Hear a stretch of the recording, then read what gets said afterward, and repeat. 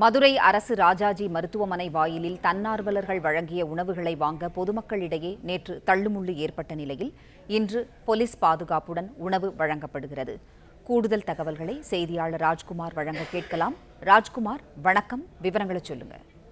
வணக்கம். மதுரை அரசு ராஜாஜி மருத்துவமனை முன்பாக அந்த நுழைவாயில் முன்பாக தன்னார்வலர்கள் நோயாளிகள் மற்றும் நோயாளிகளுடன் வரும் உறவினர்களுக்கு அவர்கள் உணவு வழங்கி வரும்போது நேற்று தள்ளுமுள் ஏற்பட்டது. இதனால பல்வேறு பிரச்சனைகள் ஏற்பட்ட நிலையில இன்று போலீஸ் பாதுகாப்புடன் மருத்துவமனைக்கு பக்கவாட்டில் உள்ள தெருவில் வைத்து தற்பொழுது உணவு வழங்கி வருகிறார்கள். அந்த உணவு வழங்குவதற்கு போலீசாரும் தற்போது பாதுகாப்பும் வழங்கி வருகிறார்கள். மதுரை அரசு ராஜாஜி மருத்துவமனையிலே நாள்தோறும் தென் மாவட்டங்களைச் சேர்ந்த ஆயிரக்கணக்கான நோயாளிகள் சிகிச்சைக்காக வந்து சிகிச்சை பெற்று செல்கிறார்கள்.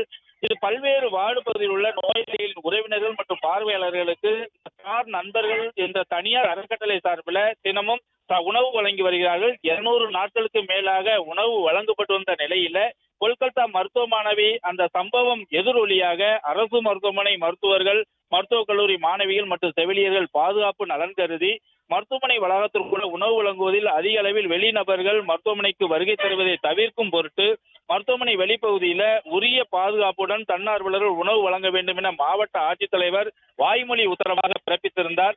இந்த நிலையில கடந்த 2-3 நாட்களாக இந்த அறக்கட்டளை சார்பில் அரசு மருத்துவமனை வளாகத்தில் உணவு வழங்குவதற்கு காவல்துறையினரும் அனுமதி மறுத்திருந்தனர். அதனால வெளிப்பகுதியில் வைத்து உணவு வழங்கி வந்தனர்.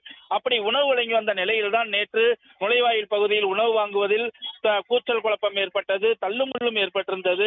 இதனால் ஒரு கல்விப்பரா நிகழ்ச்சி நடைபெற்றது. அதனால் இன்று ஏராளமான போலீசார், அதாவது காவல் ஆய்வாளர் தாமரை விஷ்ணு தலைமையில 10க்கும் மேற்பட்ட போலீசார் பாதுகாப்புடன் தற்பொழுது மருத்துவமனை வளாகத்திற்கு வெளியே வைத்து தற்பொழுது உணவு வழங்கி வருகிறார்கள். உணவு வாங்க வரக்கூடிய நபர்களையும் வரிசையாக நிறுத்தி தற்போது அவர்கள் உணவு வாங்கி செல்லக்கூடிய காட்சிகளையும் காண முடிகிறது.